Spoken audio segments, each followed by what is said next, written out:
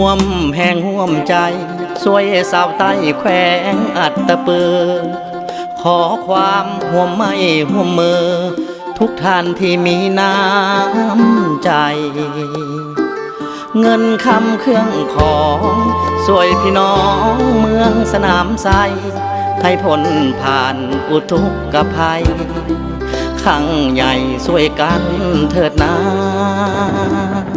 ฝนเทลงมาเป็นหาหลายคืนหลายวันเขื่อนเสเปียนเสน้ำน้อยนั้นบ่อาจกันแห่งสายทาลามวลน้ำมากมายเป็นสายสุดทางลงมาพัดเอาเหือนสานให้นาสูญเสียสีวาน้ำตาไหลนองส่งใจไปใต้แขวงอัตตปือสวยคนละไม่ละมือบริจาควัตถุสิ่งของให้พ้นวิกฤต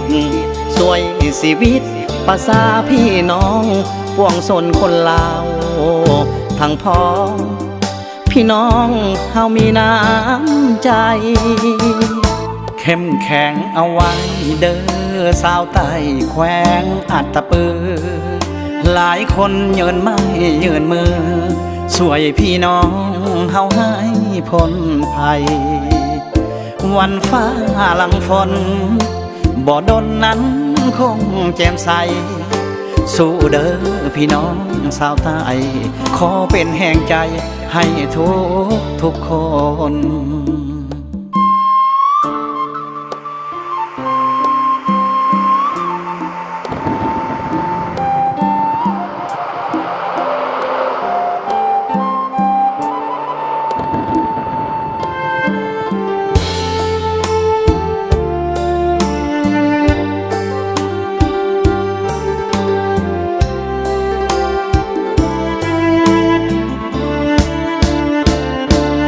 ส่ง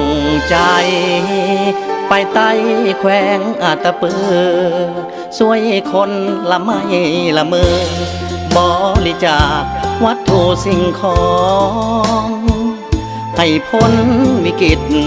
สวยชีวิตประสาพี่น้องปวงสนคนลาวทั้งพ้อง